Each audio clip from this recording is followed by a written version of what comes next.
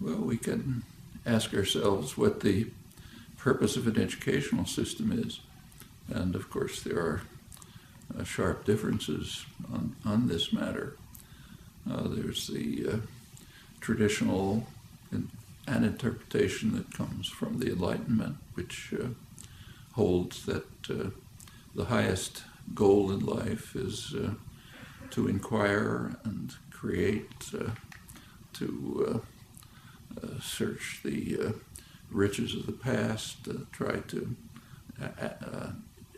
internalize the parts of them that are significant to you, carry that quest for understanding further in your own way.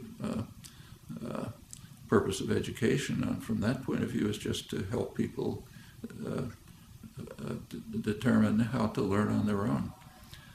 It's you, the learner, who is going to achieve in the course of education, and it's really up to you what you'll master, where you'll go, how you'll use it, how you'll go on to produce something new and exciting for yourself, maybe for others. That's one concept of education. The other concept is essentially indoctrination. People have the idea that from childhood, young people have to be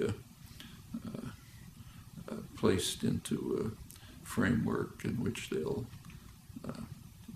follow orders, accept existing frameworks, not challenge, and so on. And this is often quite explicit.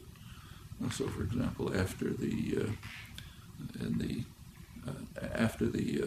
activism of the 1960s, there was great concern across much of the educated spectrum that young people were just getting too free and independent, that the country was becoming too democratic, and so on. And in fact, there's an important study on what's called the crisis of democracy, too much democracy, arguing that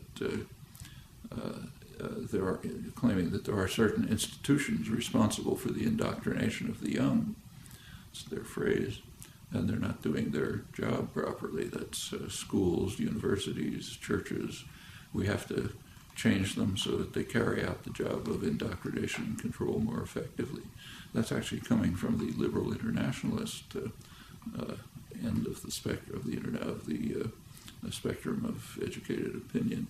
And in fact, since that time, there have been many measures taken to try to turn the educational system towards more control, more indoctrination, more vocational training, imposing a debt which traps students, young people, into a life of conformity and so on. That's the exact opposite of the what I refer to as the tradition that comes out of the Enlightenment. And there's a constant struggle between those. In the colleges, in the schools, do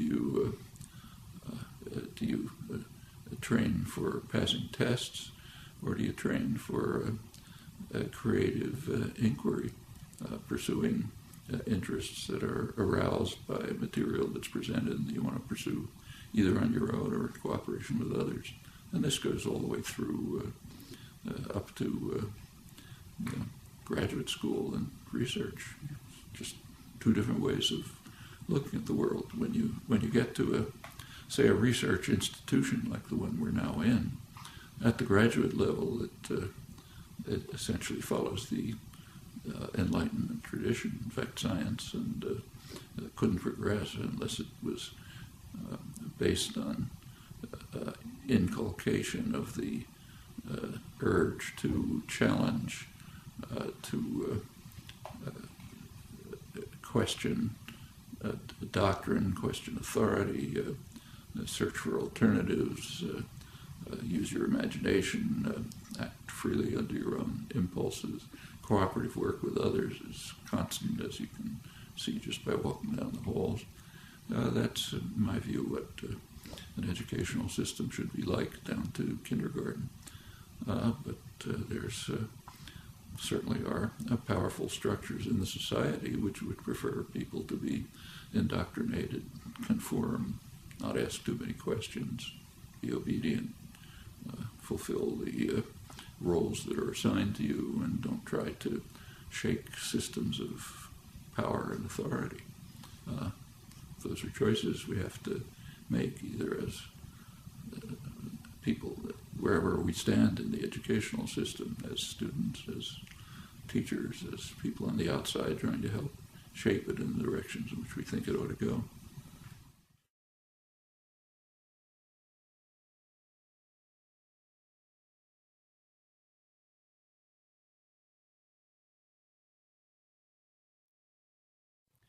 Well, there certainly has been a very substantial growth in new technology of communication, information, access, interchange. It's surely a major change in the nature of the culture and society. We should bear in mind that the technological changes that are taking place now, while they're significant, probably come nowhere near having as much impact as technological advances of, say, a century ago, plus or minus. So the shift, say, let's take just communication. The shift from a typewriter to a computer, or a telephone to the email is significant, but it doesn't begin to compare with the shift from a sailing vessel to a telegraph. I mean, the time that cut down in communication between, say, England and the United States was extraordinary as compared with the changes taking place now. And the same is true of other kinds of technology, like just introduction of, say, plumbing. Widespread plumbing in the cities had a huge effect on health, much more than the discovery of antibiotics. So the changes are real and significant, but we should recognize that others have taken place, which in many ways were more dramatic. As far as the technology itself and education is concerned, technology is basically neutral. It's kind of like a hammer. I mean, the hammer doesn't care whether you use it to build a house or whether a torturer uses it to crush somebody's skull. Hammer can do either. Same with the modern technology, say the internet and so on. The internet is extremely valuable if you know what you're looking for. I mean, I use it all the time for research. I'm sure everyone does.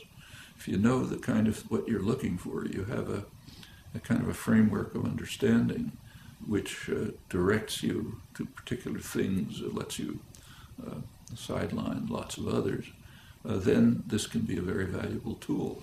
Of course, you always have to be willing to ask, is my framework the right one? Maybe I ought to modify it. Maybe if there's something I look at that questions it, I should rethink how I'm looking at things. But you can't pursue any kind of inquiry without a pretty relatively clear framework that's directing your search and helping you choose what's significant and what isn't, what can be put aside, what ought to be pursued, what ought to be challenged, what ought to be developed, and so on. I mean, you can't expect somebody to become a biologist, say, by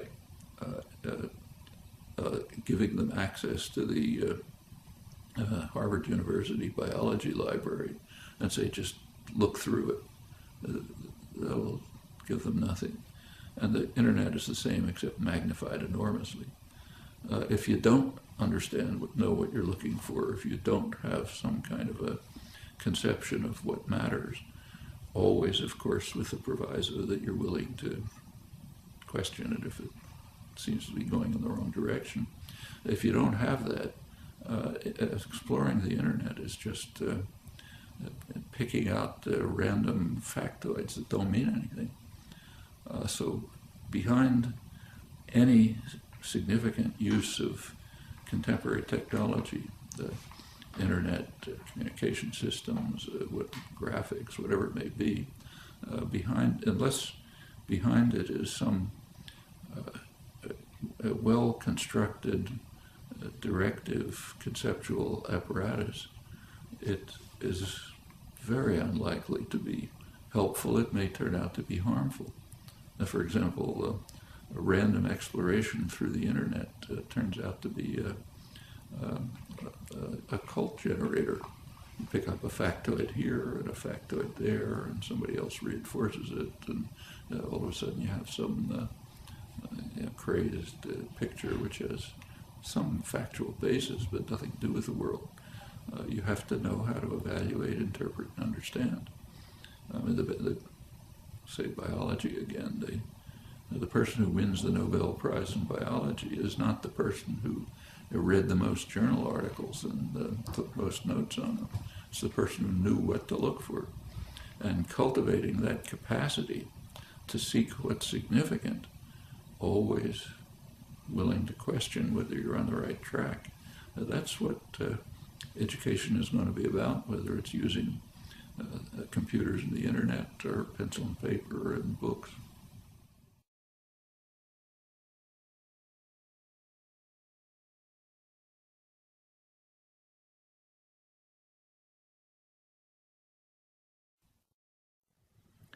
Well, education is discussed in terms of whether it's a worthwhile investment. Does it create human capital that can be used for economic growth and so on? That's a very strange, it's kind of a very distorting way to even pose the question, I think. Do we want to have a society of free, creative, independent individuals able to appreciate and gain from the cultural achievements of the past and to add to them?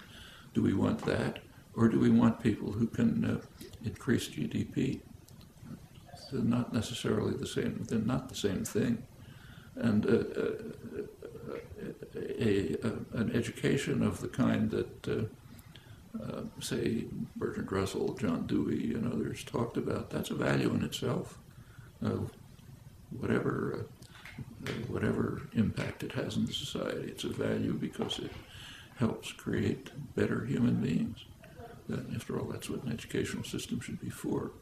On the other hand, if you want to look at it in terms of costs and benefits, take the new technology that we were just talking about. Where'd that come from?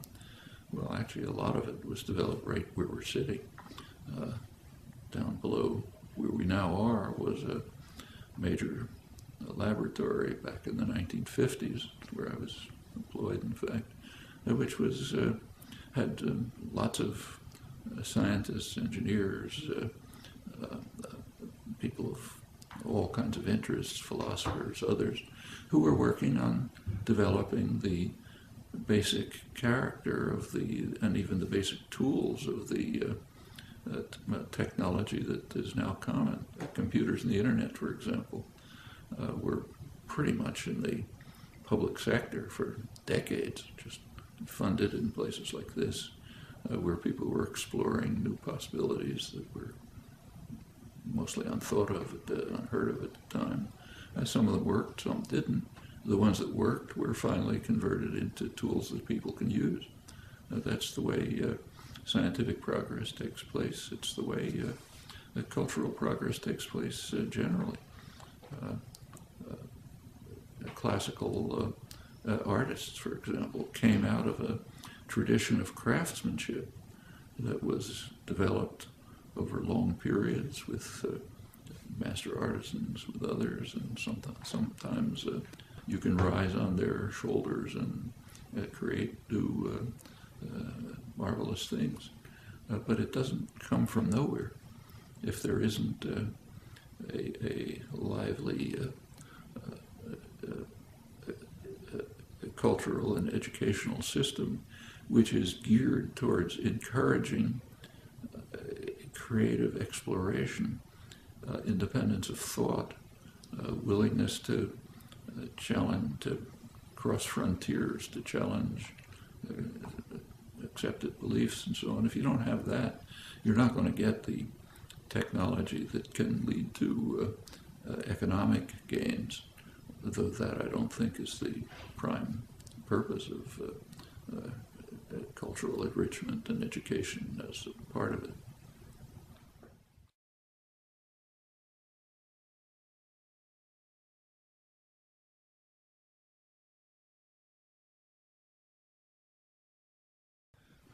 There is, in the recent period particularly, an increasing shaping of education from the early ages towards passing examinations. That can be, taking tests can be of some use, both for the person who's taking the test, see what I know and where I am, what I've achieved, what I haven't, for instructors, what should be changed and improved in developing the course of instruction. But beyond that, they don't really tell you very much. I mean, I know for many, many years I've been on admissions committees for entry into an advanced graduate program, maybe one of the most advanced anywhere. And we, of course, pay some attention to test results, but really not too much. I mean, a person can do magnificently on every test and understand very little. I mean, all of us who've been through schools and colleges and universities are very familiar with this. You can be assigned, you can be in some, say, course that you have no interest in, and there's demand that you pass a test, and you can study hard for the test, and you can ace it, to use the idiom, you do fine. And a couple of weeks later, you forgot what the topic was. I'm sure we've all had that experience. I know I have. It can be a useful device if it contributes to the constructive purposes of education. If it's just a set of hurdles you have to cross, it can turn out to be not only meaningless, but it can divert you away from things you ought to be doing. Actually, I see this regularly when I talk to teachers. Just give you one experience from a couple of weeks ago, but there's plenty like it. I happened to be talking to a group which included many school teachers. One of them was a sixth grade teacher, teaches kids, I guess, 10 or 11 or 11 or 12, something like that. She came up to me afterwards, and I'd been talking about these things, and she told me that of an experience that she had just had in her class. After one of the classes, a little girl came up to her and said she was really interested in something that came up, and she asked how she could the teacher give her some ideas about how to look into it further. And the teacher was compelled to tell her, I'm sorry, but you can't do that. You have to study to pass this national exam that's coming. That's going to determine your future. The teacher didn't say it, but it's going to determine my future, like whether I'm rehired and so on. The system is geared to getting the children to pass hurdles, but not to learn and understand and explore. Now, that child would have been better off if she had been allowed to explore what she was interested in, and maybe not do so well in the test about things she wasn't interested in. They'll come along when they fit into her interests and concerns. And so a test,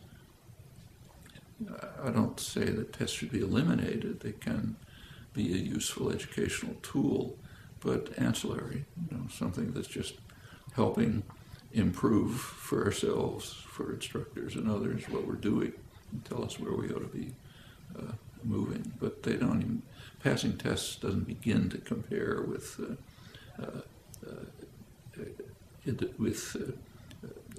searching and inquiring and into pursuing topics that engage us and excite us. That's far more significant than passing tests. And in fact, if that's the kind of educational career that you're given the opportunity to pursue, you'll remember what you discovered. There's a famous physicist, world-famous physicist, right here at MIT, who, like a lot of the senior faculty, was teaching freshman courses. He once said that in his freshman course, students will ask, what are we going to cover this semester? And his standard answer was, it doesn't matter what we cover. It matters what you discover. And that's right. Teaching ought to be inspiring students to discover on their own, to challenge if they don't agree, to look for alternatives if they think they're better ones, to work through the great achievements of the past and try to master them on their own because they're interested in them. If that's the way teaching is done, students will really gain from it and will not only remember what they studied, but will be able to use it as a basis for going on their own. And again, education is really aimed at just helping students get to the point where they can learn on their own, because that's what you're going to do for your life, not just absorb materials given to you from the outside and repeat it.